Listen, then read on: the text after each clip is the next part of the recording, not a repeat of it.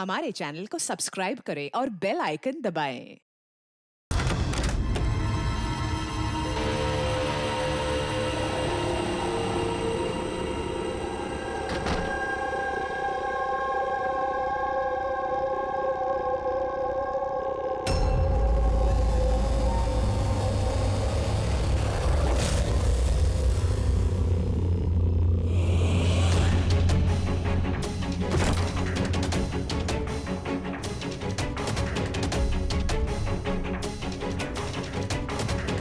बकुल से आज बात करनी पड़ेगी,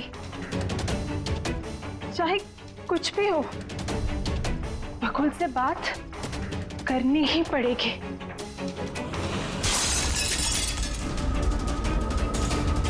घर में तो कोई नहीं है, ये आवाज कैसे?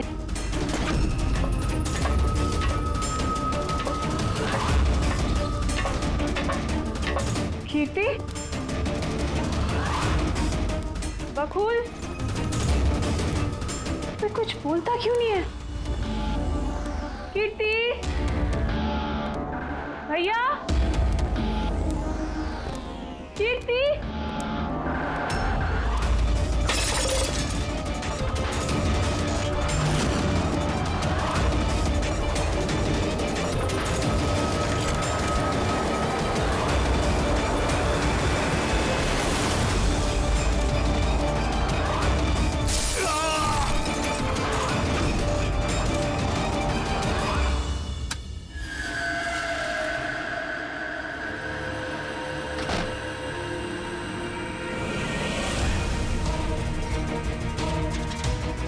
भैया का सूटकेस।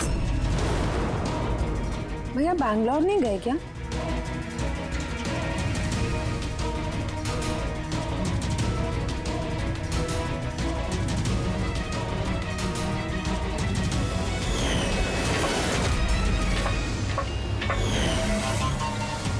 भाभी भी वापस आ गई।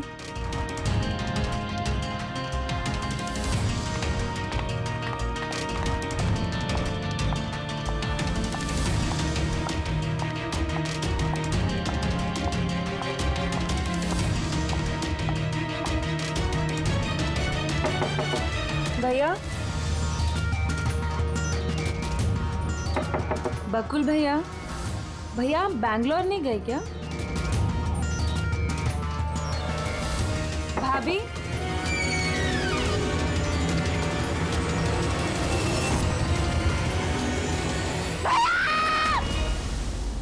देखो कीर्ति, ये खून का मामला, एक बार फिर से सोच लो। क्या तुमने जो कुछ भी कहा वो सच है?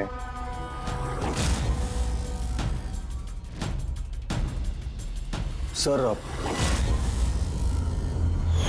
हमें नहीं लगता है कि ये बात सच है। आपके लगने या ना लगने से कोई फर्क नहीं पड़ता। जब आपसे कुछ पूछा जाएगा तभी बोलना। हो सकता है ये सच बोल रही हो, क्या पता।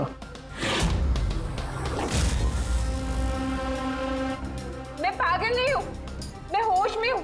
मैं कह रही हूँ ना आपको कि आशिका भाभी ने खुद ही बोला है कि उन्होंने बकुल भैया का खून किया है। भाभी!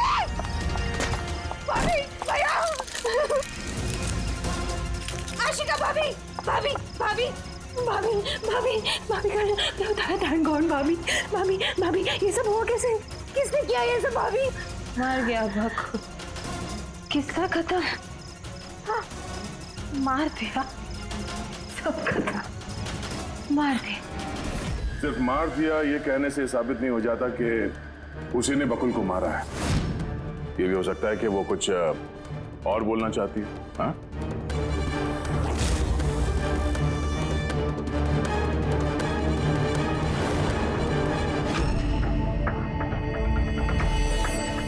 एक बात बताओ, जब बकुल का खून हुआ उस वक्त तुम सब लोग कहां पर थे? कहां थे तुम लोग? मैं और नितिन तो एक दोस्त की शादी में खंडाला गए थे। कीर्ति का कॉल आया और हम भागे चले आए। मेरी बिजनेस मीटिंग थी होटल किड्स में, वहाँ एक क्लाइंट के साथ डिनर था। जैसे ही नितिन का फोन आया तो मैं यहाँ पर चला आया। और आप कीर्ति, आप कहाँ थी? मैं बाहर गई हुई थी। कीर्ति बाहर गई थी। चाचा जी क्लाइंट के साथ मीटिंग में थे और आप दोनों खंडाला गए थे। उस वक्त बकुल और आशिका घर में अकेली थी, है ना? बकुल भैया भी बैंगलोर जाने वाले थे। उनकी 11 बजे की फ्लाइट थी और आशिका भाभी तो पार्टी में गई थी। आप सब घर में नहीं थे तो फिर बैंगलोर जाने वाला बकुल वापस क्यों आया घर पे? और ये आशिका वो पार्टी से वापस क्यों आई? तो वो आप जाकर आशिका भाभी से पूछिए ना कि वो इतनी जल्दी वापस क्यों आ गई। वो तो घर पे ये बोलकर गई थी ना कि वो सुबह वापस आएंगी। वो तो हम पूछेंगे उससे। फिलहाल आप बताइए, आप कहाँ गई थी बाहर? मेरी मदर बांद्रा रहती है। उनको अचानक फूड पॉइजनिंग हुआ था, मैं उनके पास ही गई थी और फिर वहीं से मैं आई। वाह, हर एक के पास एक्सप्लेनेशन है कि बकुल के खून के वक्त मैं यहां था, मैं वहां थी, मैं वहां गया था। सबके पास एक्सप्लेनेशन है, लेकिन आप सब लोग एक बात अच्छी तरह से याद रखना, हम सीआईडी वालों से सच ज्यादा देर तक छुपता नहीं, सामने आकर ही रहता है।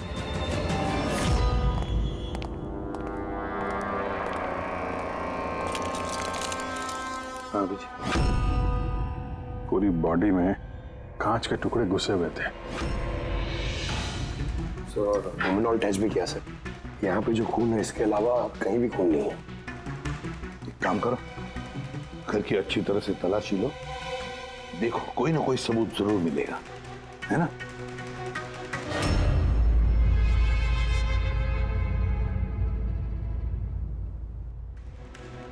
ये बता। सर इनका कहना है कि इन्हें कुछ भी याद नहीं। कुछ भी याद नहीं? आशिका, तुम्हें याद आ रहा है तुमने कीर्ति को होश में आने के बाद कुछ बताया था? याद करो। मुझे कुछ याद नहीं आ रहा।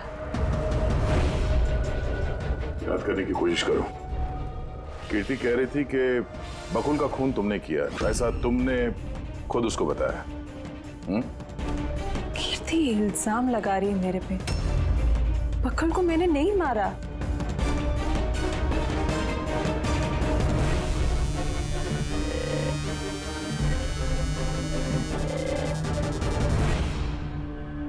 सर कहीं ये याददाश्त जाने की एक्टिंग तो नहीं कर रही है?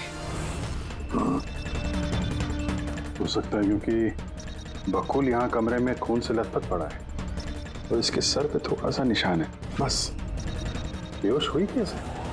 वही तो, इससे सच उगलवाना पड़ेगा। कैसे उगलवाएंगे सर?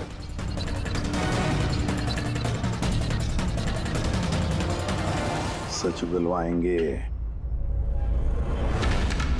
नार्को टेस्ट से।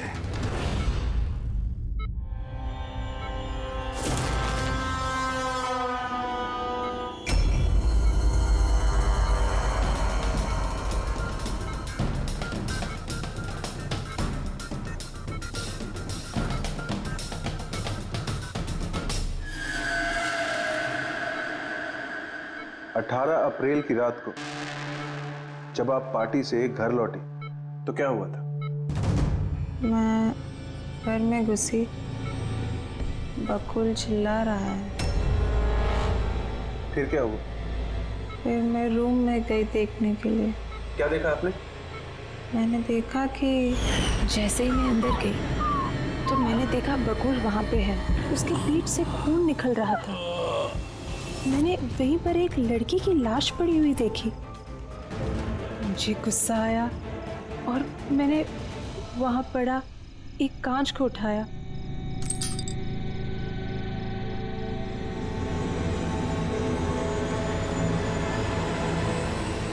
और बकुल को मार दिया। तभी मुझे मेरी गर्दन पे प्रेशर महसूस हुआ। मैं बेहोश होने लगी। बेहोश होने से पहले मैंने दरवाजे पे एक फिगर को देखा जिसने ऑरेंज फ्लोरेसेंट जैकेट पहन रखी थी। आदमी था या औरत थी? आदमी। ओके, फिर क्या किया उसने? वो मेरे पास आ रहा है, शायद मुझे मारना चाहता है। अच्छा आशिका, तुमने वहाँ किसी औरत की लाश को देखा था? हाँ देखा था। औरत की लाश? वहां पर तो हमें किसी औरत की लाश नहीं मिली। हम तो बकुल के मर्डर की जांच कर रहे हैं। अभी एक नया केस कहाँ से आ गया? कौन सी औरत की लाश है? कौन थी वो औरत? मुझे याद नहीं, सब धुंधला दिख रहा है। ये कहीं ये हमें गुमराह तो नहीं कर रही? समझ में नहीं आ रहा है ये किस औरत की बात कर रही है, किस औरत की लाश की बात? आशिका, तुमने बकुल को क्यों मारा? क्यों मारा बकुल को? ठीक ही हुआ कि वो मर गया। वैसे ही जिंदा रहता तो मैं सड़कों पे धक्के खाती। क्यों? सड़कों पे धक्के क्यों खाते? बदचलन साबित करना चाहता था, तलाक चाहता था मेरे से। अच्छा, वो मरी हुई औरत वो कौन थी? मैंने आपको कहा ना, मुझे याद नहीं वो कौन थी। देखो आशिका, हमें वहां पर किसी भी औरत की लाश नहीं मिली। तो फिर कहाँ गई होगी वो लाश? मुझे जब होश आया वो लाश वहां से जा चुकी थी। और वो फ्लोरेसेंट ऑरेंज कलर का जैकेट पहना हुआ आदमी? वो धुंधला धुंधला सा दिख रहा था, दरवाजे पे ही खड़ा था, शायद मेरे बेहोश होने का इंतजार कर रहा था।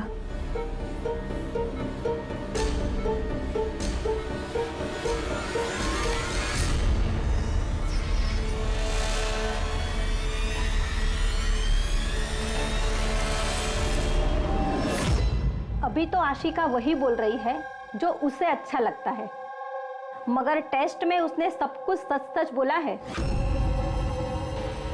Thank you sir. अगर इसने नार्को टेस्ट में सच बोला है तो हमें उस मरी हुई औरत के बारे में पता करना पड़ेगा।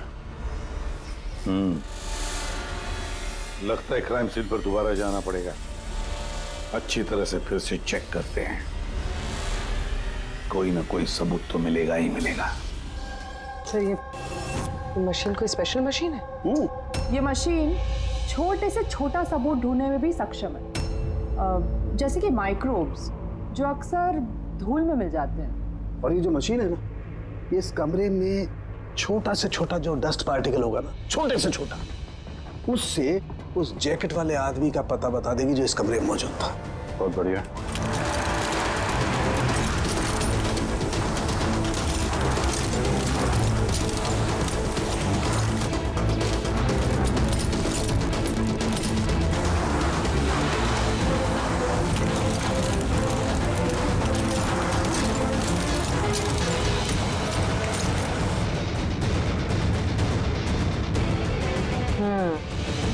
ये देखिए, जो हमारी नजरों से बच गया वो इस मशीन ने ढूंढ निकाला।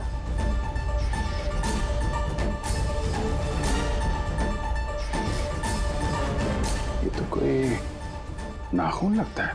वो भी नेल पेंट लगा हुआ, डेफिनेटली कोई औरत का है। मगर सर यहाँ कैसे? शायद भागा दौड़ी हाथापाई में किसी चीज से ठोकर लगी होगी और नाखून यहाँ पे रह गया। घर वालों का पता करो, इनमें से तो किसी का नहीं।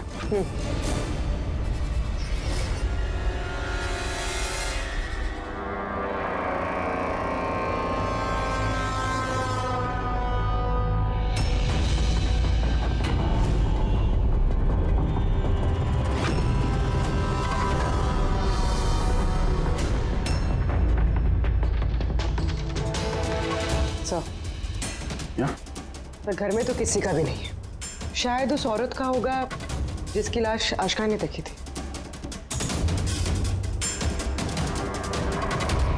लगता तो ऐसा ही है।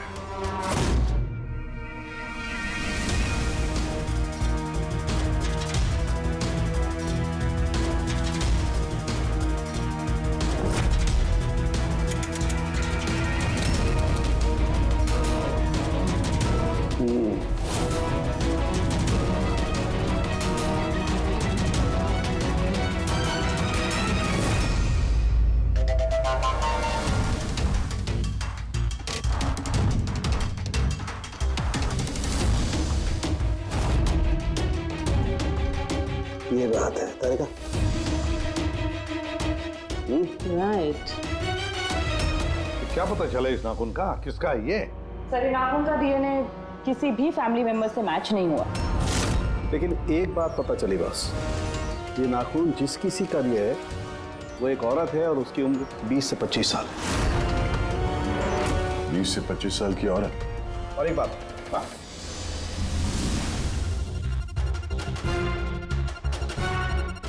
ये जो बारीक बारीक सफेद सफेद कण देख रहे हो ना, ये high percentage of high and है। नाखून में सुनिए। तो ये औरत ड्रग एडिक्ट भी है? हाँ, घर परिवार की नहीं, बाहर की है। सर कोई बाहर वाली वहां पे आई है तो किसी कार, ऑटो, टैक्सी वगैरह ही किया होगा। हाँ, पता लगाना पड़ेगा रिक्शा वालों से, टैक्सी वालों से कि क्या उनमें से किसी ने उसे घर पर छोड़ा है क्या। सर वो आशिका बता रही थी कोई फ्लोरोसेंट ऑरेंज कलर की जैकेट पहने हुए आदमी था वहां पे। बेहोश होने से पहले मैंने दरवाजे पे एक फिगर को देखा जिसने ऑरेंज फ्लोरेसेंट जैकेट पहन रखी थी। वो कौन है, कहाँ से आया, कहाँ गायब हो गया, उसके बारे में भी पता लगाना पड़ेगा। और सर जितने ड्रग पेडलर्स हैं उनसे भी पता करना पड़ेगा कि कितनी औरतें ये हाई एंड लेती हैं। अभिजीत, एक काम करो, रिक्शा वालों से, टैक्सी वालों से पता लगाओ क्या किसी ने इस औरत को घर पर छोड़ा था क्या, और मिसिंग पर्सन रिपोर्ट भी चेक करो। बताया जाओ, शहर में जितने भी ड्रग पेडलर्स है ना, सबसे जाकर पूछताछ करो। देखो क्या वो किसी ऐसी औरत को जानते हैं जो हाई क्वालिटी इस्तेमाल करती है, और हम जाकर उन घर वालों से मिलते हैं, देखते हैं क्या कर रहे थे, कहाँ गए थे इस हादसे के वक्त।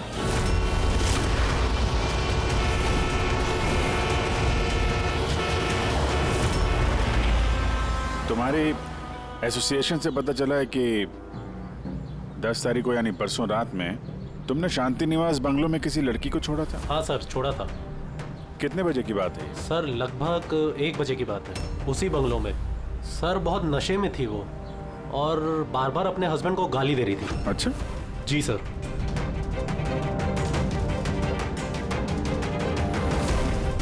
ये लड़की थी वो? हाँ सर, यही थी वो। वहाँ बंगलों के आसपास कुछ गड़बड़ लगी क्या? नहीं सर, गड़बड़ तो कुछ नहीं लगी, सब कुछ नॉर्मली था। और एक कार खड़ी थी, एक बाइक, और सर एक गार्बेज वैन भी था। Garbage van? जी sir. Sir sir sir sir sir sir मैं भी एक लड़की को परसों शांति निवास बंगलों के बाजू में छोड़ा था। कितने बजे? सर यही कोई 12:30 बजे के आसपास। और तुमने 1 बजे छोड़ा था? जी सर। ये लड़की थी वो? नहीं नहीं सर, ये लड़की नहीं थी। तो इसको तुमने 1 बजे छोड़ा और 12:30 बजे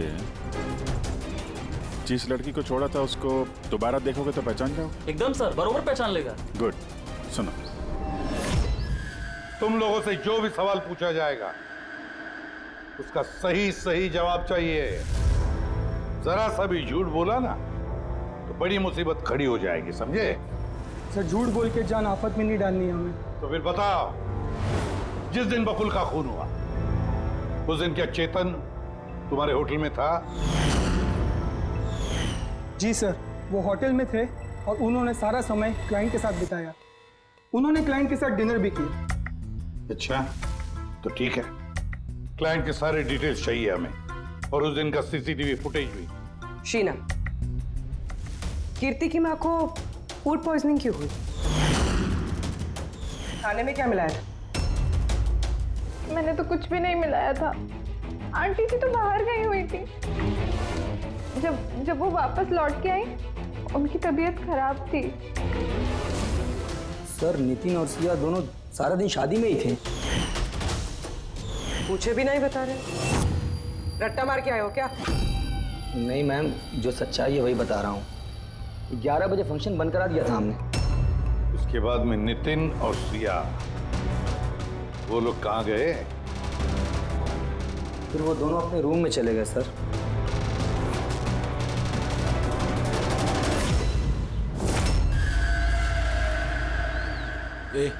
ये माल किधर मिलेगा?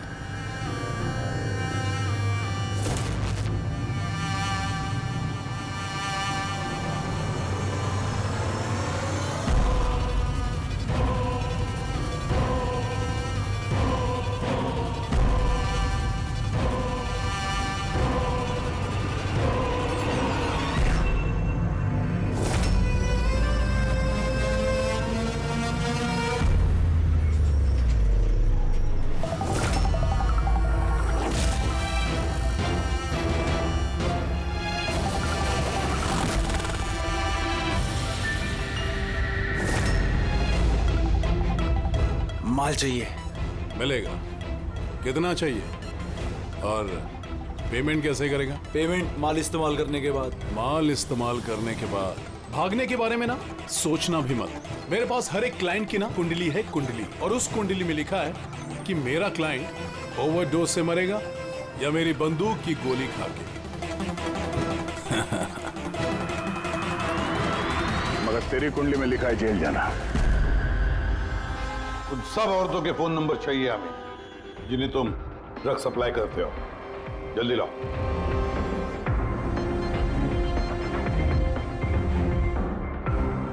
पूर्वी, देखो जरा, कॉल करके देखो इन सारे नंबर्स पर। देखो कोई गायब तो नहीं है।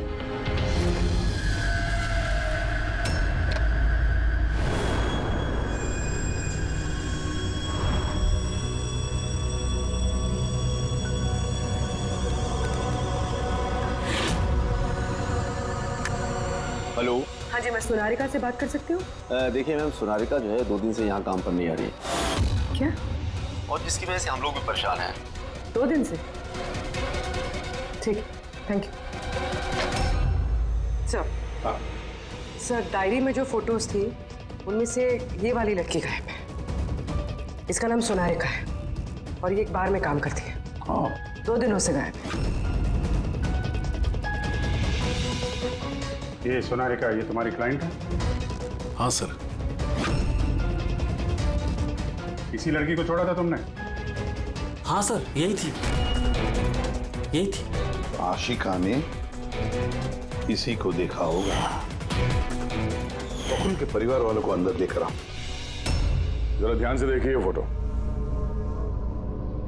ये वो लड़की है जिसकी लाश आपके घर से मिली थी। आप लोग जानते हैं सर? हाँ?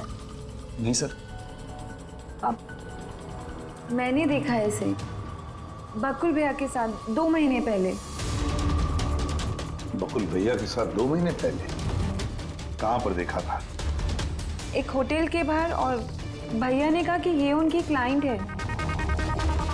अच्छा, एक ड्रग एडिक्ट बार में काम करने वाली लड़की के साथ बकुल था और इनसे झूठ बोल रहा था कि क्लाइंट है।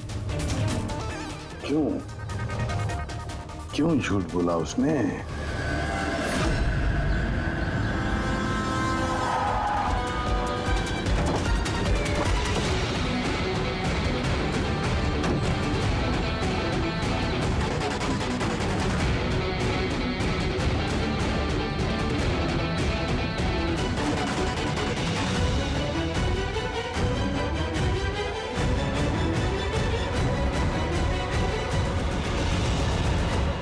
सोनारिका यहीं पे काम करती थी ना? जी हाँ, यहीं काम करती है। आप लोग कौन? सीआईडी। सोनारिका का खून हो गया। क्या? इसीलिए वो 2 रात से यहाँ काम पर नहीं आ रही है। हाँ, मगर हमें उसकी लाश नहीं मिली है। और इसके साथ साथ ये बकुल नाम का आदमी है, इसका भी खून हुआ। हम ये जानना चाहते हैं कि सोनारिका का इस बकुल के साथ क्या संबंध है? संबंध के बारे में तो नहीं पता, लेकिन हाँ, ये आदमी कभी कभी हमारे बारे में सोनारिका को लेने आता था। फिलहाल आपको इसके बारे में ज्यादा जानकारी तेजी ही दे सकती है साहब। ये तेजी कौन है? सर, ये है तेजी। तेजी सोनालिका तुम्हारी दोस्त थी। ये बताओ कि इस आदमी के साथ सोनालिका का क्या संबंध है? सर, सोनालिका का बकुल के साथ अफेयर चल रहा था। बकुल उसके सारे रईसों वाले खर्चे उठाता था, पर उसको हमेशा बकुल से कुछ ना कुछ शिकायतें रहती थी। कैसी शिकायत रहती थी? वो कहती थी कि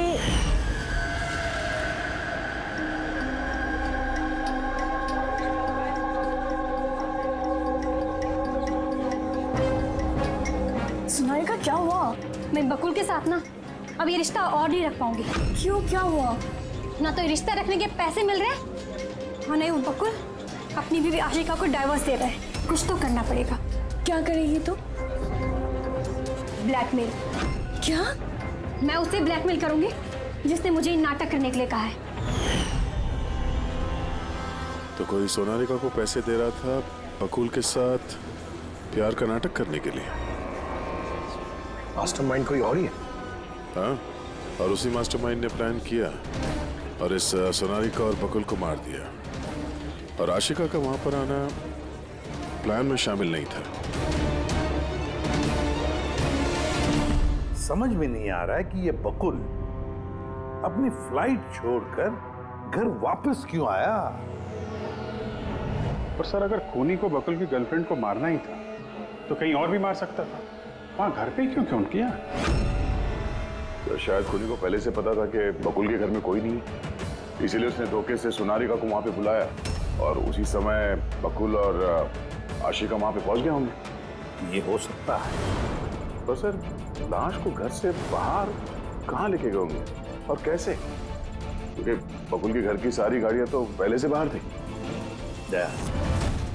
खूनी अगर चाहता है तो क्या लाश के टुकड़े करके वो सूटकेस में भी ले जा सकता है, या फिर लाश के टुकड़े करके वो प्लास्टिक के थैलियों में भी डाल सकता है। कचरे की थैलियां हैं प्लास्टिक की। हाँ सर। एक कार खड़ी थी, एक बाइक, सर एक गार्बेज वैन भी था। क्या? रात के 1 बजे? रात के 1 बजे बंगले के बाहर एक कचरे की गाड़ी खड़ी थी? इसका मतलब है सर ये खून प्लांट था। ये खूनी गार्बेज वैन लेके आया था लाश को ठिकाने लगाने के लिए। और सर, ये फ्लोरेसेंट ऑरेंज कपड़े गार्बेज वैन वाले उसको पहनते हैं। सर, चेतन जिस कंपनी के बिजनेस डिनर पे गया था, ऐसी कोई कंपनी रजिस्टर्ड ही नहीं। मेरी बिजनेस मीटिंग थी होटल किड्स में। और कीर्ति की माँ ने बाहर कुछ भी नहीं कहा। मेरी मदर बांद्रा रहती हैं। उनको अचानक फूड पॉइजनिंग हुआ था, मैं उनके पास ही गई थी। फिर भी उसे फूड पॉइजनिंग हो गई। ठीक है, ये भी पता लगाना चाहिए कि जिस रात बकुल और सोनालिका का खून हुआ, उस रात खंडाला से कोई टैक्सी या प्राइवेट गाड़ी आई थी क्या बंगले पर? अपनी माँ की बीमारी के बारे में सच सच बताओ। उनकी मेड शीना का कहना है कि उनकी जो भी हालत थी घर के खाने की वजह से नहीं हुई। हाँ, ये सच है। उन्होंने घर का खाना नहीं खाया था, बल्कि वो तो ये बता रही थी कि वो ड्राइवर के साथ बाहर गई थी और कार में उन्होंने कुछ दवाई खाई थी। दवाई खाई थी? हाँ, हमारे ड्राइवर अमन का भी यही कहना है। तुम्हारा ड्राइवर अमन का? सर, उन सभी ड्राइवरों को साथ में लेके आया हूँ जो गार्बेज वैन चलाते थे।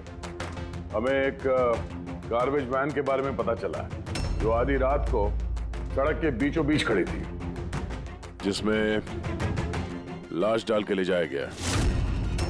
वैन का पता चल गया? सर्विलेंस कैमरे में वो वैन साफ साफ दिख रही है हमें। क्यों?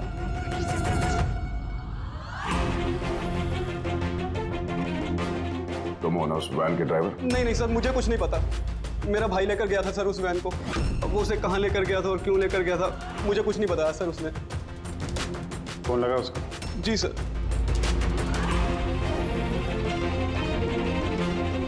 हेलो अमन, कहाँ है तू?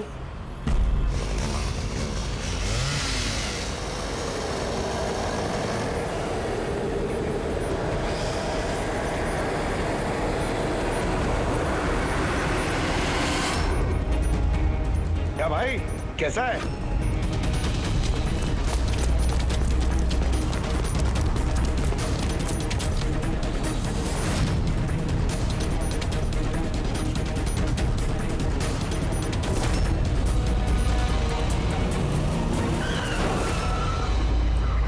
सर मैं सब सच बता रहा हूँ। मैंने तो जो कुछ किया उस फोन कॉल की वजह से किया था, जो बकुल सर के बंगले से आया था। किसने फोन किया था बकुल के बंगले से? मैंने उसे कभी देखा नहीं है, सिर्फ उसकी आवाज़ सुनी थी। औरत ही आदमी? सर कभी कभी तो औरत की आवाज़ में फोन आता था और कभी आदमी की आवाज़ में। सर ये जो कोई भी है ना, ये बकुल के घर वाला ही। हाँ, मगर तूने ये सब किया क्यों?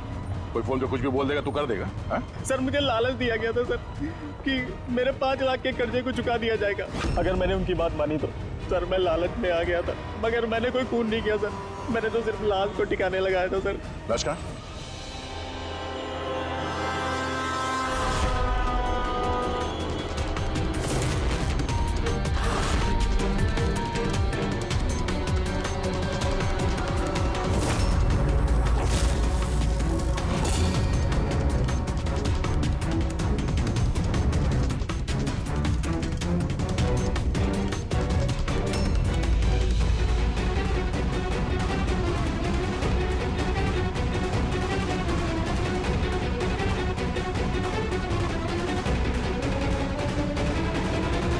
बॉस, इस लड़की का गला घोटा गया है, शायद इसी से इसकी मौत हुई है। तो इसीलिए सोनारिका की खून का कोई भी निशान नहीं था क्राइम सीन पर। और उसके पैर के अंगूठे का नाखून भी उखड़ा हुआ है।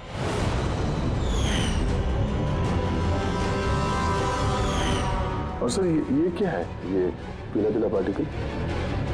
यही तो इस केस की सबसे अहम कड़ी है। चलिए खड़े हो जाइए सर, उठिए। और कितनी पूछताछ करेंगे आप लोग? सब कुछ तो बता दिया हमने। इस बार कोई पूछताछ नहीं होगी, आप सभी का नार्को टेस्ट होगा।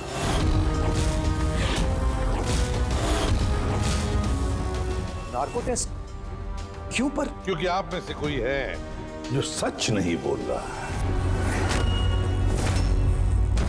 आपके पास कोर्ट की परमिशन है इस नार्को टेस्ट के लिए? जी हाँ, परमिशन के बिना हम कुछ नहीं करते।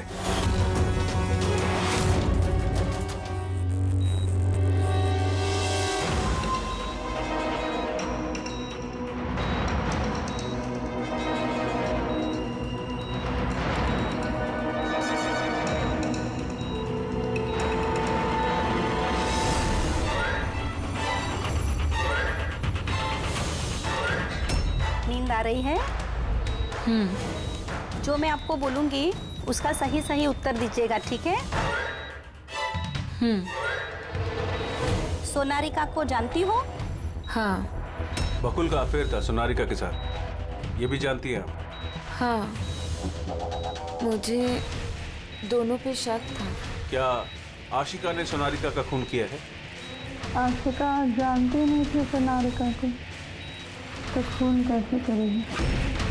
अभी आपको नींद आ रही है? हाँ। सोनारिका को जानते हो? नहीं। बकुल का अफेयर था सोनारिका से, ये जानते होंगे आप? नहीं।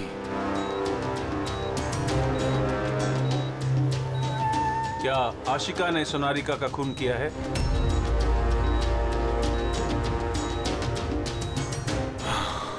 आशिका सोनारिका को जानती थी। आशिका ने ही बकुल और सोनारिका का खून किया है। उसी ने ये खून की साजिश रची थी। आशिका की हरकतें कुछ दिनों से काफी अजीब थी। ये बात मैंने बकुल को बताई थी। क्या हुआ सर? हुआ कुछ नहीं नितिन, सिर्फ इतना बताना था कि ट्रुथ सीरम के असर से इंसान सिर्फ उतना ही बताता है जितना उसे पूछा जाता है, ज्यादा कुछ नहीं बताता। अब बात यह है कि इंसान का दिमाग अपना मेमोरी शेयर करता है पर ओपिनियन नहीं देता, जैसे तुमने अभी दिया। अब सारी असलियत फटाफट बता दे, वरना असली वाला सीरम देना पड़ेगा तुझे। असली ट्रूथ सीरम मतलब? मतलब ये कि हमने जो सीरम दिया था वो ट्रुथ सीरम नहीं था। ग्लूकोज का इंजेक्शन था। व्हाट? शक तो हमें तुम पे पहले से ही था, लेकिन सारी सच्चाई तुम्हारे मुंह से सुनना चाहते थे। नितिन, सब कुछ तुमने बड़ी सफाई से, बड़ी चालाकी से किया था, लेकिन सोनारिका के चेहरे पर जो हल्दी लगी थी ना, उसने तुम्हें पकड़वा दिया। वही हल्दी जो शादी के वक्त तुम्हारे हाथ में लगी थी। ये पीला पीला पार्टिकल दरअसल हल्दी है, और इस हल्दी में आटा और तेल भी मिला हुआ। आटा, तेल, हल्दी। चेहरे पे हल्दी नहीं है, सिर्फ यहाँ गर्दन के पास। कहाँ से आई होगी ये हल्दी? सर, सिया बता रही थी कि वो लोग खंडाला गए थे शादी के लिए, और वहां पे हल्दी की रस्म में शामिल भी हुए थे वो लोग। बकुल 500 करोड़ का एम्पायर चला रहा था, वो एम्पायर जो मैंने सेटअप किया था, लेकिन वो मुझे ही उस एम्पायर से बेदखल करने की फिराक में था। तो फिर उससे बात करते थे, उससे समझाते थे। बात करने की कोशिश की थी सर, कई बार कोशिश की थी, लेकिन वो सुनता तब ना। भाई था वो मेरा, मैं नहीं मारना चाहता था उसे, लेकिन वो पूरा एम्पायर अपने नाम पे करवाना चाहता था। इसीलिए फिर मैंने भी एक प्लान बनाया। क्या प्लान बनाया? बकुल और आशिका के आए दिन झगड़े होते रहते थे। वो आशिका को छोड़ना चाहता था। मैंने सोनारिका को पैसों का लालच दिया और उससे कहा कि बकुल से झूठ मूठ का प्यार का नाटक करे, और एक दिन आगे जाके उससे शादी भी करे। दरअसल मैं सोनारिका के जरिए अपना एम्पायर हासिल करना चाहता था। मगर उसे क्यों मार दिया? वो तो तुम्हारा साथ दे रही थी। शुरू में सर, लेकिन बाद में उसने मुझे ब्लैकमेल करना शुरू कर दिया। और इसलिए तुमने सोनारिका को धोखे से घर बुला दिया। हाँ सर, उस रात मैंने ऐसी सिचुएशन क्रिएट की जिससे कि सब लोग घर से बाहर रहे।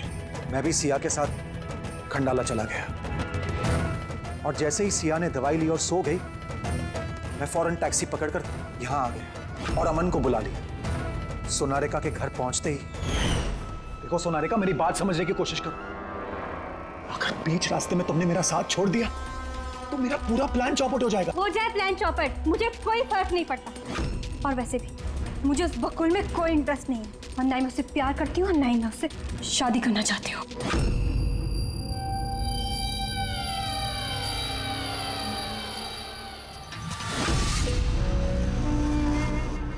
देखो, अगर तुमने मेरा साथ नहीं दिया तो बहुत पछताओगी, बता रहा हूं मैं। धमकी दे रहे हो तुम मुझे? धमकी दे रहे हो तुम मुझे? हाँ? ऐसा ही समझ लो।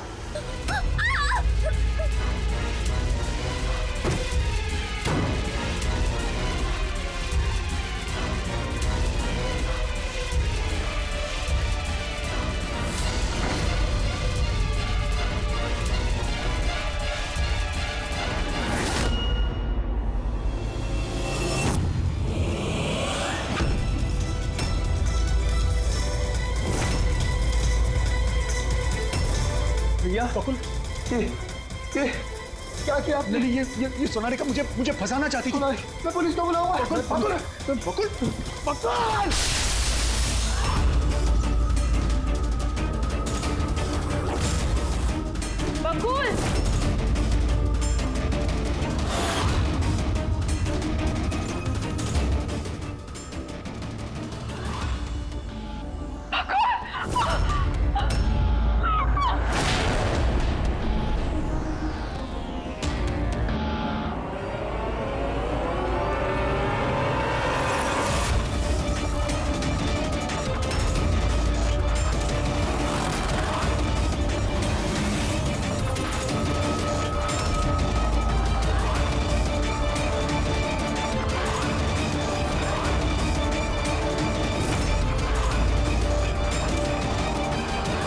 मैंने अमन को फोन पे पहले ही बता दिया था सोनारिका की लाश को ठिकाने लगाने के लिए। उसने बिल्कुल वैसा ही किया। पैसों की लालच ने तुम्हें इतना अंधा बना दिया कि तुम अपना सगा रिश्ता भी भूल गए, अपने भाई की जान ले ली, और तो और अपनी साथी सोनारिका को भी मार डाला। कानून तुम्हें कभी माफ नहीं करेगा। कड़ी से कड़ी सजा होगी, शायद फांसी।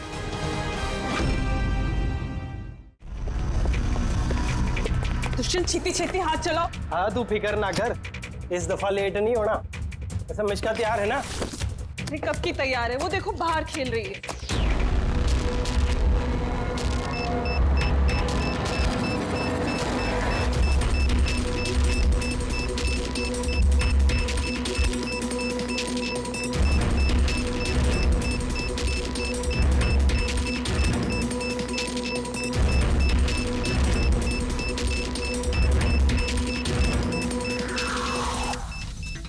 वाकई में इस बार का धमाका ऐसा होगा जिसकी गूंज सदियों तक याद रखी जाएगी।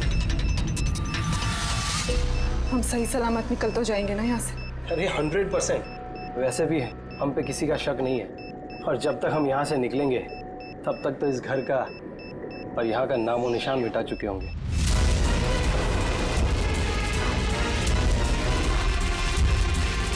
और सोनिया देख मेरे हाथ की कारीगरी, तो कह सकता है कि ये नकली पासपोर्ट है। तुम्हें तो बस ये नकली पासपोर्ट बनाना, असली धमाका तो मैं करने वाली हूँ।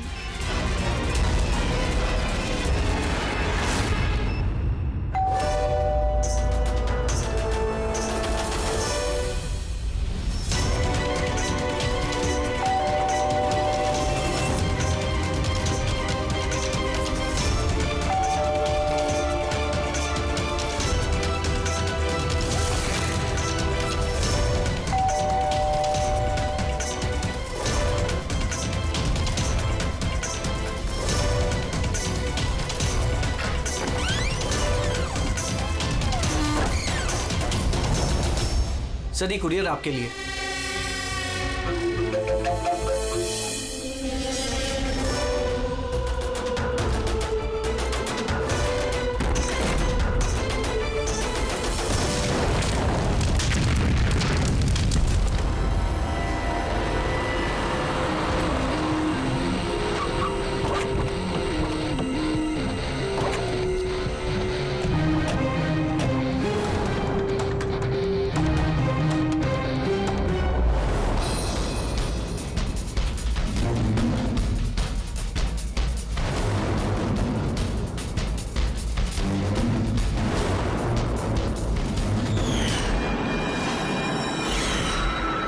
एजेंट वाले इंटेलिजेंस डिपार्टमेंट से। मैंने ही आपको फोन किया था। थैंक गॉड आप लोग आ गए सब। मेरे पास ज्यादा टाइम नहीं है। हमारे 2 जासूस मोनिका और दुष्यंत सिलेंडर फटने की वजह से मारे जा चुके हैं। और ये कोई हादसा नहीं है सब, ये एक साजिश है। बस अब ये मोनिका की भतीजी मिश्का ही बची है, और सर इसकी भी जान खतरे में है। आपको कैसे मालूम पड़ा ब्लास्ट के बारे में? सर दुष्यंत ने मिश्का को बोला था कि अगर कोई भी प्रॉब्लम हो या उन दोनों को कुछ हो जाए तो वो मुझे फोन करके बुला ले। और जैसे ही मुझे मिश्का का फोन आया मैं तुरंत यहाँ पे आ गई। बच्ची को तुम अपनी इंटेलिजेंस डिपार्टमेंट में क्यों नहीं रख लिया?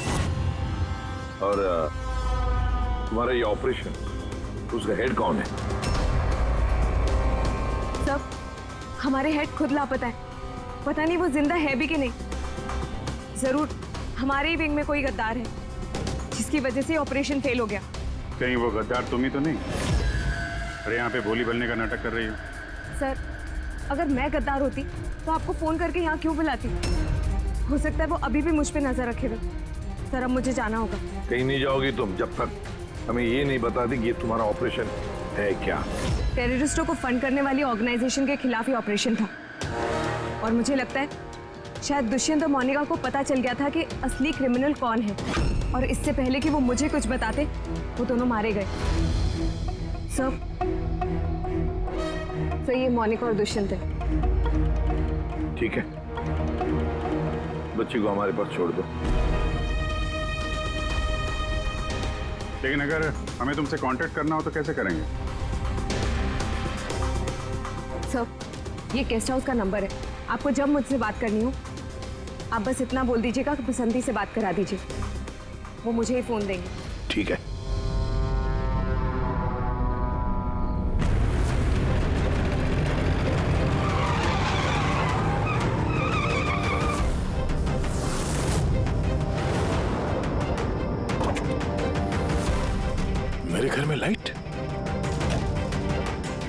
ये कौन घुसा है?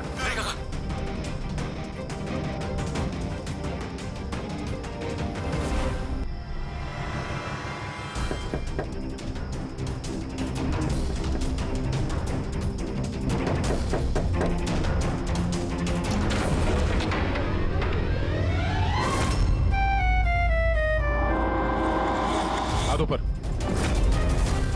तुम कौन हो? क्या कर रहे हैं आप? अपनी बीवी पर गोली चलाएंगे? क्या? बीवी? मैडम लगता है आप किसी गलत पते पे आ गई है। ये मेरा घर है। आप घर के अंदर कैसे घुसी? हाँ? नाम क्या आपका?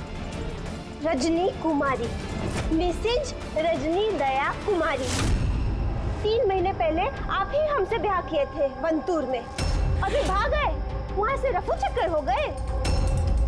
वंतूर में? तो कहाँ हम झूठ बोलेंगे?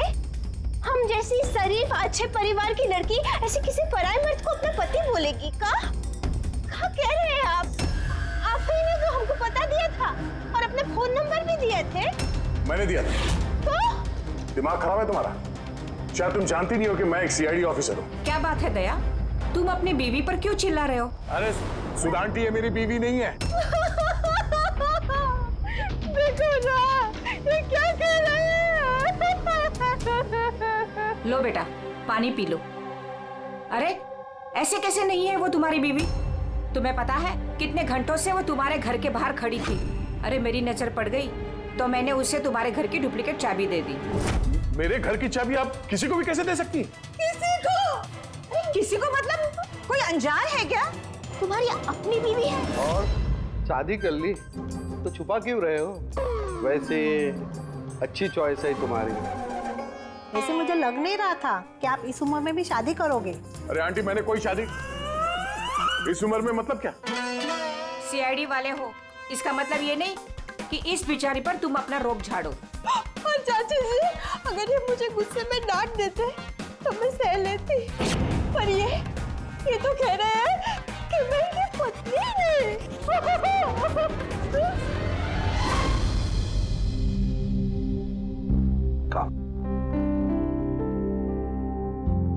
शाबाश, गुड गर्ल। बेटा तुम खाओ, हाँ मैं फोन लेता हूँ। आदे चल, मैं एक अजीब सिचुएशन में फंसा हूं सर, आपसे मिलना चाहता हूं।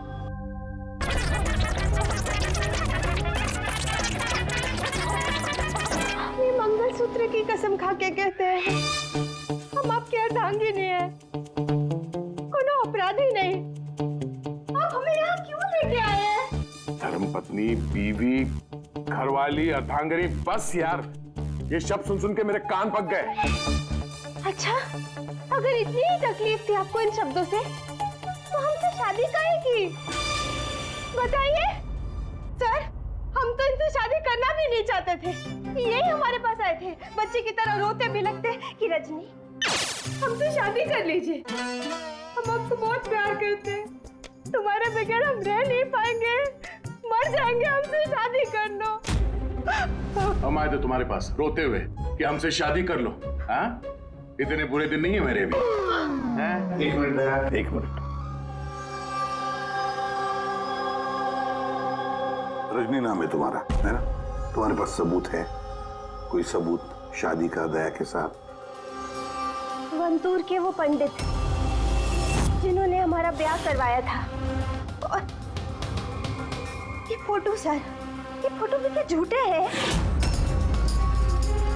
सर, अगर इनके दिल का प्यार हमारे गांव की तालाब की तरह भले ही सूख गया हो, तो इन्हें कह दीजिए कि ये हमको डिवोर्स दे दे, पर ये ना कहे कि हमारी शादी ही नहीं हुई थी।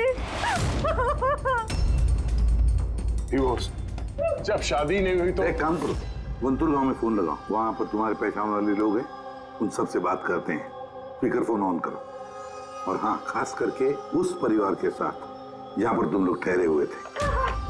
करिए सर, करिए। वो सब आए थे हमारे ब्याह में, हलवा पूरी भी खा के गए थे। हलवा पूरी? हाँ।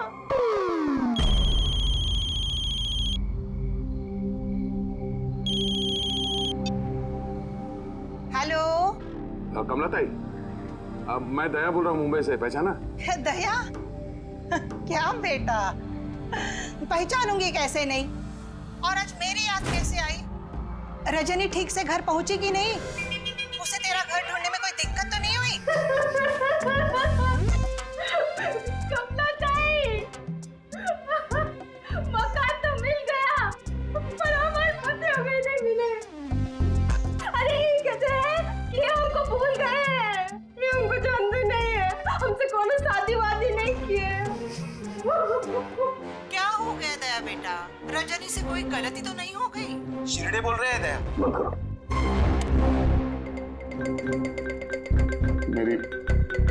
मेरी समझ में कुछ नहीं आ रहा सर, ये क्या हो रहा है? क्यों कर रही हो तुम ऐसा? क्या मकसद है तुम्हारा? बोलो, क्या मकसद है तुम्हारा? सर आपके दोस्त आए।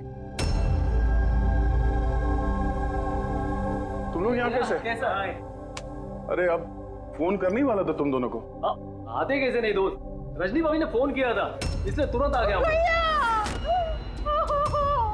मगर हुआ क्या? भाभी आप रो क्यों रहे हो? और ब्यूरो में क्यों हैं?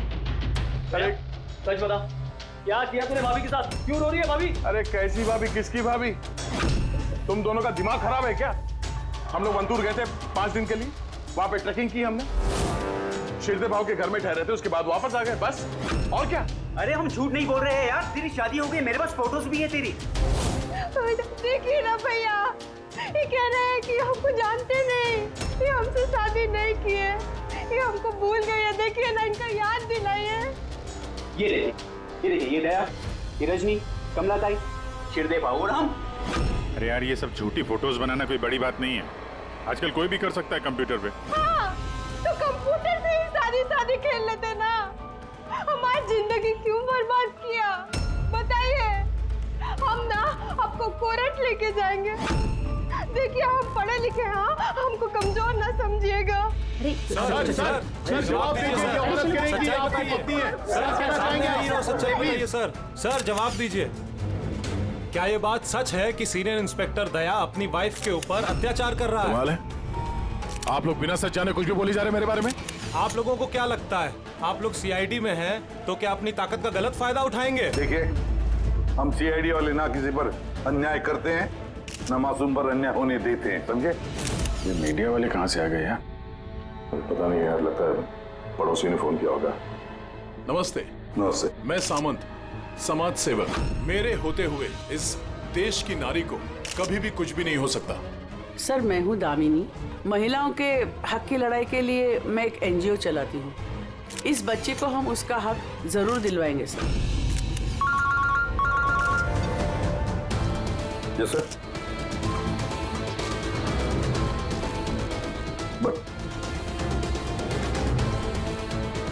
ठीक है, ओके। सर रुकिए सर, जवाब देके जाइए। सर, रजनी जी, क्या दया ने आपके ऊपर हाथ भी उठाया? बताइए, क्या आपसे दहेज की मांग की गई? बस एक विनती है, हमको हमरा पति दिला दीजिए, हमको हमरा दया दिला दीजिए। यह मामला आगे बढ़ चुका है, तुम्हें इस रजनी को अपने घर में अपने साथ रखना होगा। ये सुनो, हेड ऑफिस की नोटिस है कि सिर्फ रजनी नहीं, उसके साथ ये जो लेडी सोशल वर्कर है ना, दामिनी मैडम, वो भी तुम्हारे साथ रहेगी, ये देखने के लिए कि दया रजनी के साथ कोई बदसलूकी नहीं कर रहा है। सर, मुझे अपने ही घर में इन नमूनों के साथ रहना पड़ेगा? रहना पड़ेगा दया, जब तक इस रजनी की असलियत पता नहीं चलती तुम्हें रहना पड़ेगा। अब तो सर ये सब एक बुरे सपने जैसे लगने लगा है। ऐसा लगता है कि आस पड़ोस के देशों से भी लोग यहाँ पे आएंगे ये साबित करने के लिए कि ये रजनी मेरी बीवी है। दया, ये जसवंत और मोनिका का खून और फिर ये रजनी तुम्हारी बीवी बनकर तुम्हारे घर में जो जबरदस्ती घुसी है, गड़बड़ है दया, ये बहुत बड़ी गड़बड़ है, ये कोई संजोग हो ही नहीं सकता। और ये कोई बेचारी नहीं है सर, मैंने उसके ऊपर गन तानी थी, उसके चेहरे पे जरा सा भी शिकन या डर नहीं था। सर ये रजनी भी जरूर कोई मंजे हुई मुजरिम है। जरा वंटूर जाके पता तो लगा ये सारा चक्कर है क्या। और जब भी तुम घर में रहोगे इस रजनी और दामिनी दोनों के साथ जरा अच्छा बर्ताव करना, तो ये दोनों मिलकर कोई मुसीबत ना खड़ी करते। हाँ सर, अब उसका खेल उसी के साथ खेलूंगा। पूर्वी, जहाँ पर दुष्यंत और मोनिका का खून हुआ वहां जाकर देखो जरा अच्छी तरह से। देखो कोई ना कोई सबूत तो मिलेगा ही मिलेगा। सर ये एजेंट वानी भी मुझे ठीक नहीं लगती, मुझे तो इस पे भी शक है। कहीं हम इस पे भरोसा करके बहुत बड़ी गलती तो नहीं कर रहे? गेस्ट हाउस में फोन करो, देखते हैं। हेलो, बसंती है? हेलो, मैं बसंती बोल रही हूँ।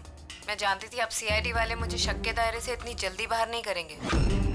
बस हालचाल पूछने के लिए फोन किया।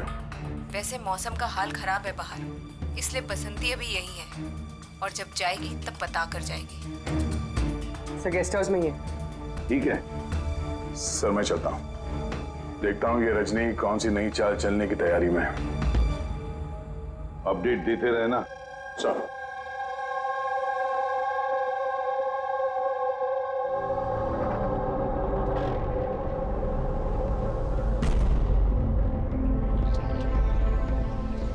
अरे निष्का बेटा, तुम सोई नहीं हो अब तक? भूख लगी है? नहीं कुछ नहीं अंकल। नहीं नहीं नहीं, ऐसे ही कैसे? कुछ तो है ना? बताओ। अंकल वो मम्मी ने कहा है कि अगर मुझे उनकी तरह अच्छी जासूस बनना है तो फिर मुझे हमेशा होशियार रहना चाहिए, सोते हुए भी आँख खुली होनी चाहिए। अरे वाह, ऐसे कहा मम्मी ने? तो फिर चलो तुम्हें एक सवाल पूछता हूँ, सही सही जवाब देना। याद करो जब तुमने वाणी आंटी को फोन किया था तो उससे पहले क्या हुआ था? मैं बाहर खेल रही थी, खेलते वक्त मेरे कपड़े गंदे हो गए तो फिर मैं अपने कमरे में अपने कपड़े बदलने गई, बदल के मैं वापस खेलने लगी। फिर? तब अचानक बहुत तेज आवाज आई। अरे बाप रे, फिर? दुष्यंत अंकल ने कहा था कि अगर ऐसा कभी भी हो तो फिर बाहर वाली दुकान पर जाके वानी आंटी को कॉल कर देना और जब तक वो नहीं आई वहीं पर रुकना। शाबाश बेटा, बिल्कुल सही किया तुमने। जाओ चलो सो जाओ, है ना? अंकल, मासी और दुष्यंत अंकल कभी वापस नहीं आएंगे ना?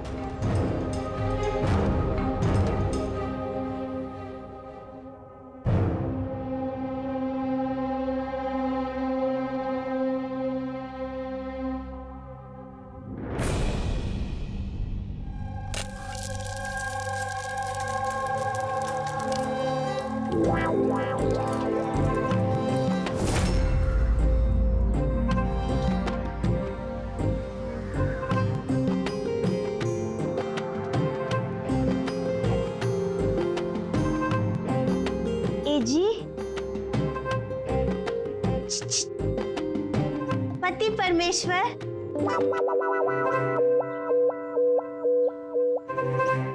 ये रहा आपका फेवरेट ऑमलेट। अरे वाह, आपको बड़ा ख्याल है मेरी पसंद का। जी आप कहे तो अपने हाथों से खिला दे का? नहीं नहीं, उसकी जरूरत नहीं है, मैं खुद ही अपने हाथ से खा लूंगा। अच्छा तो हमें भी खिला दीजिए ना। बिल्कुल।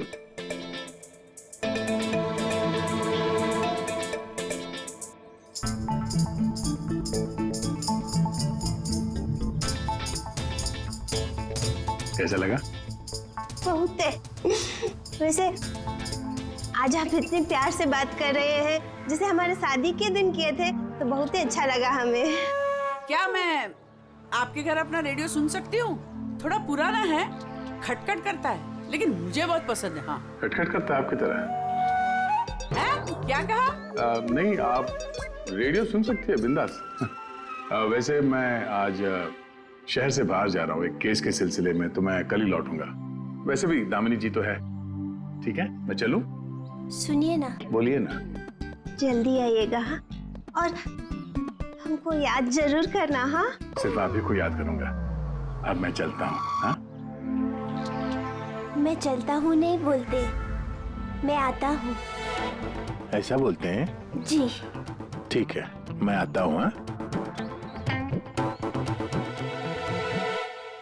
इंस्पेक्टर युवराज। यस मैडम, ये रही वो रिपोर्ट जो आपने मांगी थी। सिलेंडर ब्लास्ट और शॉर्ट सर्किट की 2 जली हुई लाशें मिली।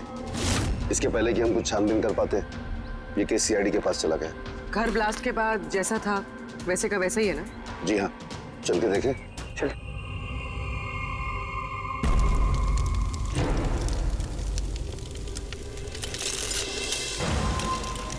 एजेंट वानी को कोई खास इंफॉर्मेशन देना चाहते थे मोनिका और दुष्यंत, मगर इससे पहले वो दे पाते उनकी मौत हो गई।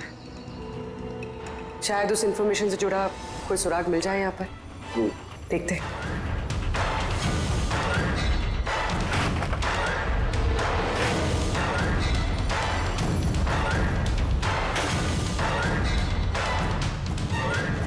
ये क्या? मूवर्स और पैकेट्स के डब्बे यहाँ पर? शायद ये उन लोगों के हो जिन्होंने मोनिका और दुष्यंत पे हमला किया था। हो सकता है,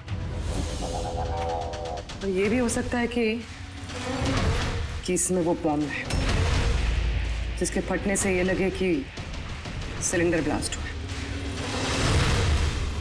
बैकयार्ड चेक करते हैं।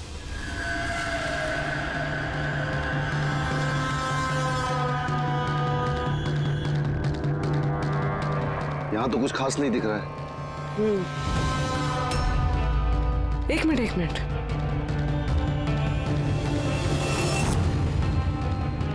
ये कुरियर का कवर यहाँ क्या कर रहा है?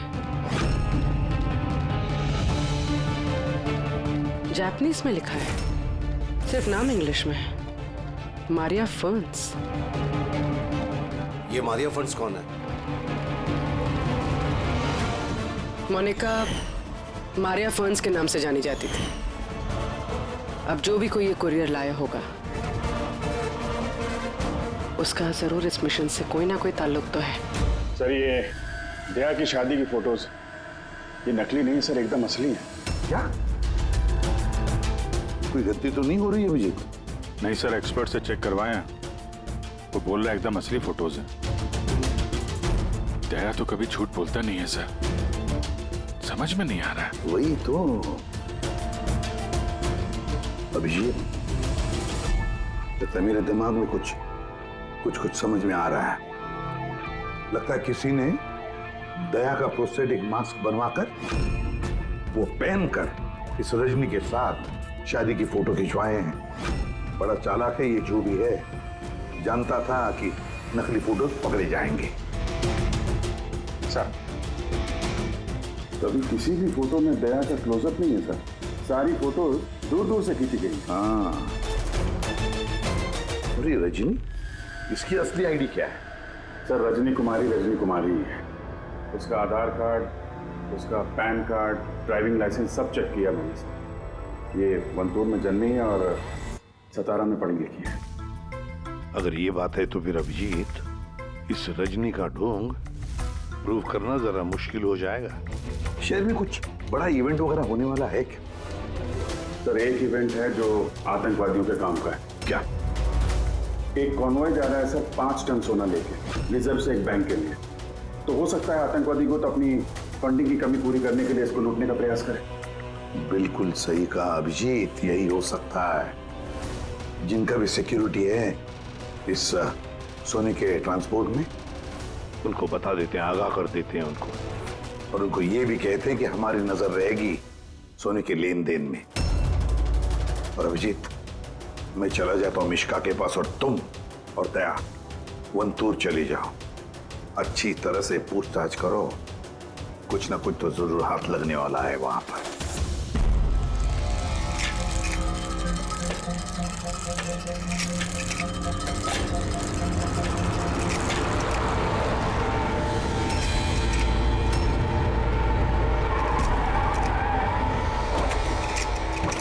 तो ये है तुम्हारी ससुराल।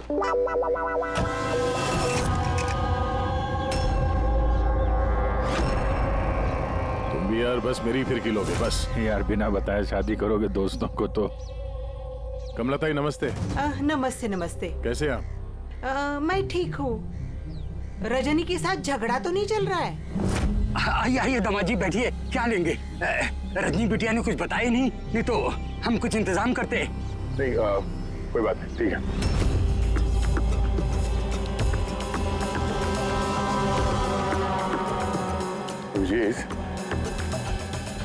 गांव में एकदम सन्नाटा है, बच्चे कहीं दिखाई नहीं दे रहे हैं। पिछली बार तो बहुत चहल पहल थी यहाँ पे।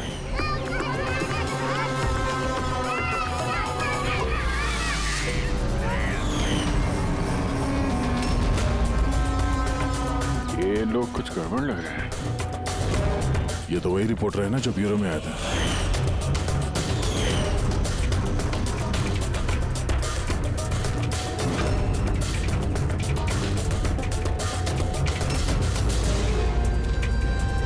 शिरदे बाबू, सब ठीक तो है ना यहाँ पे? हाँ, सब ठीक ही तो है। नहीं मतलब हम लोग ऐसे ही हाल चाल जानने आए थे तो। बैठिएगा नहीं?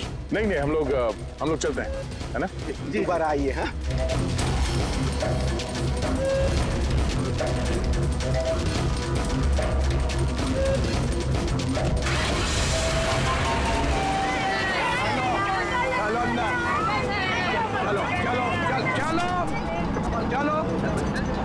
चलो चप्पल संभाल।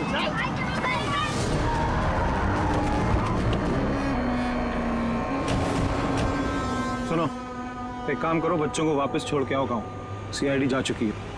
क्या नहीं है, अभी तो आए हैं। बहुत बड़ी गलती की है।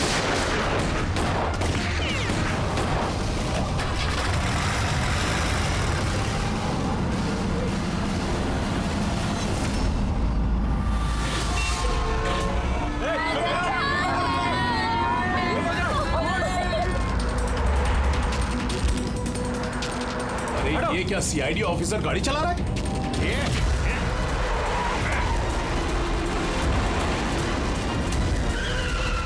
अरे एक और सीआईडी ऑफिसर हमारे पीछा कर रहा है, इसको गाड़ी रोकने मत देना।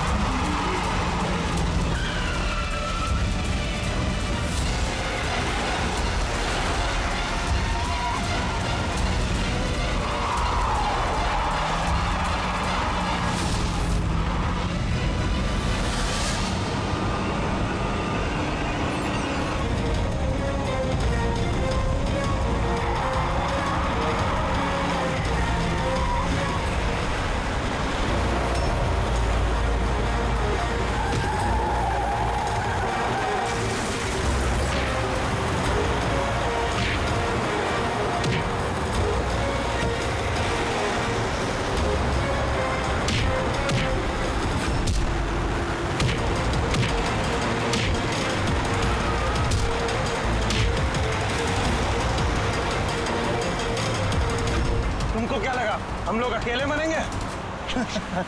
तुम सबको साथ लेके मरेंगे। बस रोको, जल्दी! सब बाहर निकलो, बच्चों बाहर निकलो, जल्दी!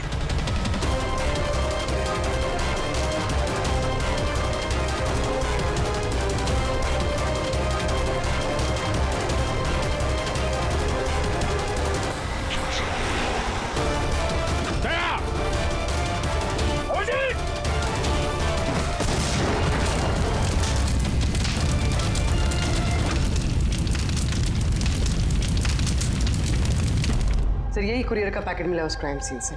इसमें नाम और एड्रेस इंग्लिश में, तो ये जापानीज में कुछ लिखा है। क्या हो सकता है?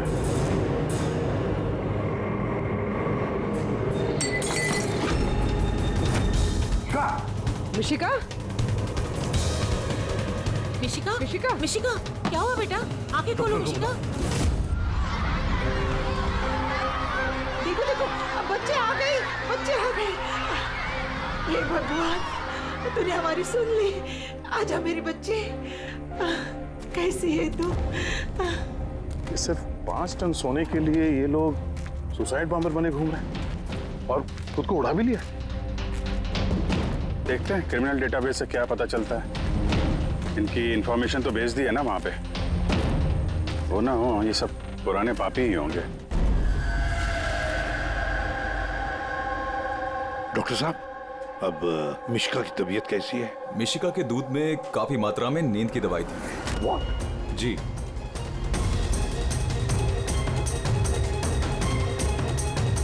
सुना आपने डॉक्टर साहब ने क्या कहा? मिशिका की दूध में नींद की दवाई थी। नींद की दवाई कैसे गई दूध में? किसने मिलाई नींद की दवाई?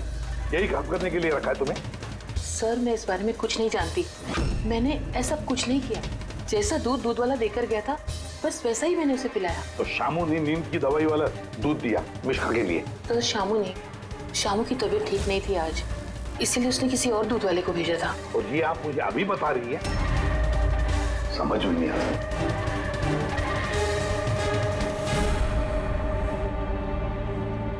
क्यों बेचारी मिशिका की जान के पीछे पड़े ये लोग? क्या बिगाड़ा है इसने उनका? तो शायद वो आदमी रजनी के गैंग का मेंबर होगा। हाँ, पर क्या कनेक्शन हो सकता है मिशिका का इनके साथ? सर इस सवाल का जवाब उस कुरियर वाले पैकेट में हो सकता है। उसमें जापानीज में कुछ लिखा भी था। ट्रांसलेट करके देखते हैं। हमें माफ कर देना, हम मजबूर थे। कोई बात नहीं, हम लोग समझते हैं। मेरे दोस्तों और पड़ोसियों को भी इसी तरह धमकाया होगा झूठ बोलने के लिए। कुछ तो प्लानिंग होगी। इतना सब कुछ हुआ है तो मकसद भी खास ही होगा। ये उनकी रिपोर्ट आ गई है। ये जो सुसाइड बॉम्बर था पूरन नाम था। कंडुलाजम आतंकवादी गिरोह के मेंबर हैं ये सब। कुबेर साशा, मार्जी और ये कोटियाल, इन 3 लोगों को फांसी की सजा हुई है दिनवारा में ये ब्लास्ट करने के अपराध में। अगले आतंकवादी हमले के लिए ये लोग सोना लूटना चाहते होंगे। मगर ये रजनी के बारे में क्या सोचा? रजनी, उस पर नजर रखने के लिए मैंने पूरे घर में स्पाई कैम लगाए हैं। अलर्ट आया, रजनी किसी से कांटेक्ट कर रही है। डायना बोल रही हूँ। पूरा प्लान तैयार हो चुका है। सोना उसी वैन में मुराली रोड से दोपहर 1 और 2 के बीच में जाएगा। वैन उसी वक्त लूटनी है। और घबराओ मत, सीआईडी को कुछ पता नहीं चलेगा। वो तो यही साबित करने में लगे हैं कि मैं दया की बीवी नहीं, और उनकी एक हरकत की मुझे खबर है। उनके सीआईडी ब्यूरो में मैंने एक छोटा सा बग लगा दिया था। सर इसमें तो लिखा है कि इस कुरियर में एक लाल रंग की फ्रॉक भेजी गई, नेट वाली। सर अब इसका क्या कनेक्शन हो सकता है इस केस से? लाल फ्रॉक? पूर्वी, जब वानी मिशिका को हमारे पास लेकर आई थी तब मिशिका ने वैसी फ्रॉक पहनी थी, एक लाल रंग की फ्रॉक, नेट वाली। कोई ना कोई कनेक्शन जरूर है, कोई ना कोई कनेक्शन जरूर है। आ गया। सर ये रहा डकैती का पूरा प्लान जो दयासर के घर से मिला। सर अच्छा हुआ हमने उस रजनी को पहले नहीं पकड़ा, वरना वो आतंकवादी गैंग ये काम किसी और को सौंप देता। तो जब घर पहुंचे तो उसने वो ham radio, interceptor, spy cam सब तोड़ दिया था। और सर दामिनी जी भी नहीं थी घर पे। कहीं उनके साथ कुछ कर तो नहीं थी रजनी ने? ये पहले से लग रहा था सर, ये कोई मामूली अपराधी नहीं है, हाई लेवल क्रिमिनल है। जानबूझ के हम लोग का ध्यान भटका रहे थे ये लोग, ताकि हम लोग इधर उधर रहें और ये 5 टन सोने पे अपना हाथ साफ कर लें। नहीं अभिजीत, कुछ तो सवाल है इस केस में जो सुलझे नहीं है अभी तक। रजनी वो जानती थी कि वहां पर स्पाई कैमरास हैं और अब देख सकते हैं कि वो क्या कर रही है, क्या बोल रही है, सब कुछ। फिर भी उसने सारा प्लान क्लियरली बता दिया। तो शायद वो ओवर कॉन्फिडेंट हो, चुनौती दे रही है। रोक सके तो रोक लो। नहीं रहे, अगर वो इतनी चालाक क्रिमिनल है तो जोश में नहीं होश से काम लेगी, अपने मिशन को रिस्क में नहीं डालेगी वो। हाँ सर, उसके सोना लूटने का प्लान इसलिए पता चला क्योंकि उसने चाहा ये प्लान हमें पता चले, मगर क्यों? वही तो। पूर्वी एक काम करो, मेरे घर जाकर मिशिका का वो लाल रंग का फ्रॉक लेकर आओ। ये फ्रॉक वैसे मोनिका के नाम से जापान से आया था। इसका कुछ सोने के डकैती से कुछ कनेक्शन तो नहीं लगता, लेकिन कुछ तो खास बात है इस फ्रॉक में, कुछ तो खास बात है। ये तो यकीन होता जा रहा है कि ये मामला सिर्फ सोने की डकैती का नहीं है, उससे कुछ बढ़कर है। तो ना दुष्यंत और मोनिका जैसे टॉप के जासूस ये डकैती के लिए अपनी जान नहीं गंवाते सर। सर इस फ्रॉक में कहीं पे कुछ भी लिखा हुआ तो नहीं है? कहीं ये फ्रॉक रेड हेरिंग तो नहीं है सर, हमें हमारे लक्ष्य से भटकाने के लिए? मेड इन इंडिया, यहां भी है एक लेबल, मेड इन इंडिया। एक मिनट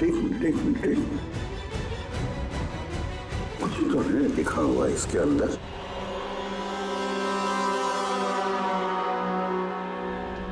अंदर की तरफ जापानीज में लिखा है और बाहर मेड इन इंडिया।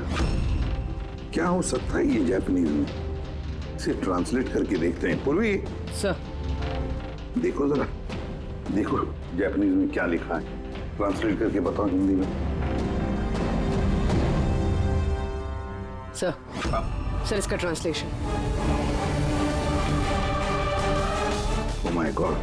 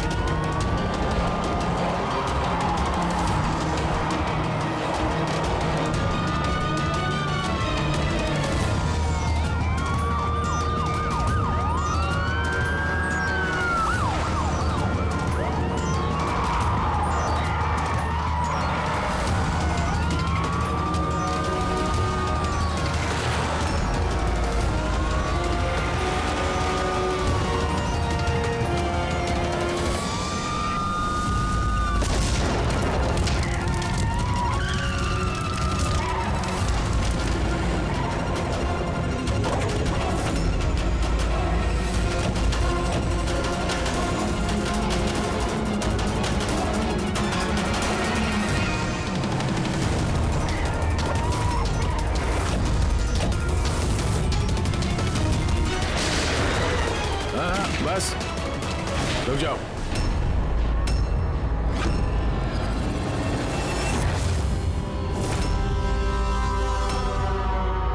मोनिका तुम? हाँ, एजेंट मोनिका। आतंकवादियों के साथ मिलकर देश के साथ गद्दारी करती थी। क्या करूं एसीपी साहब, पर देखिए ना कितनी शर्म की बात है, मेरे गोल्ड चुराने वाले प्लान में आप लोग नहीं फंस सके। डायना, मुझे तुमसे इतने खराब काम की उम्मीद नहीं थी। तो क्या दुष्यंत भी? कौन? वो मेरा नकली पति? नहीं, वो असल में मर चुका है। ब्लास्ट से कुछ मिनट पहले ही मुझे एक कॉल आया और मैं घर से बाहर भाग गई। सबूत वगैरह मिटाने में हम लोगों को बहुत महारत हासिल है। टॉप की एजेंट हूँ। टॉप की एजेंट? गलतफहमी है तुम्हारी। मुजरिम चाहे एक आम आदमी हो या फिर टॉप की भी एजेंट हो, हमसे कभी नहीं छुप सकता, ना कभी छूट सकता है। मिश्का के लाल कलर के फ्रॉक से सोने का दिखावा और आतंकवादियों की आजादी। मतलब ये डकैती का प्लान ये सिर्फ दिखावा था? ये लोग आतंकवादियों को आजाद कराना चाहते हैं? और उस फ्रॉक के कारण मैं अपनी जान पे खेल के दया की नकली पत्नी होने का नाटक किया, ताकि मैं देख सकूं कि सीआईडी को मिश्का या वानी से कोई सुराग तो नहीं मिला। पर अफसोस मैं उतनी कामयाब नहीं हो पाई, नहीं तो ये सब झंझट नहीं होता। झंझट की तो कोई बात अब भी नहीं है। हमें फांसी पे लटकाने चले थे, अब देखो, यहाँ से निकलने के बाद मैं तुम लोगों के साथ क्या करता हूँ। करोगे तो तब जब यहाँ से सही सलामत निकलोगे। देवर जी, आप ना बहुत ज्यादा बोलते हैं। चलो वैन के अंदर चलो, चलो। और अगर नहीं चले तो जरा पलट कर देखो पीछे।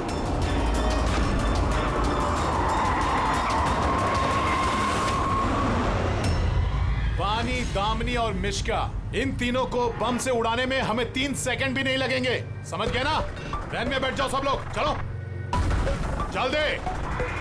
अभिजीत, पूर्वी, दे।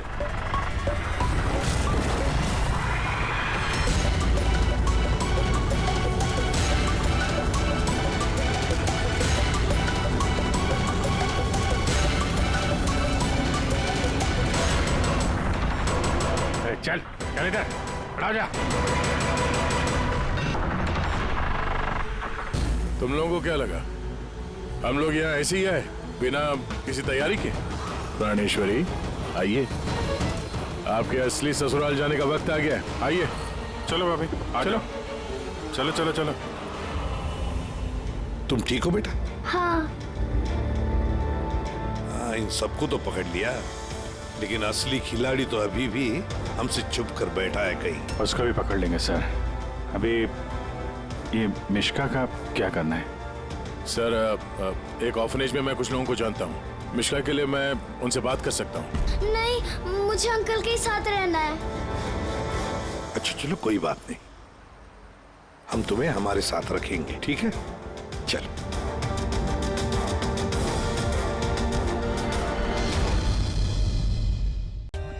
For more updates, subscribe to our channel, click the show links and enjoy watching the videos.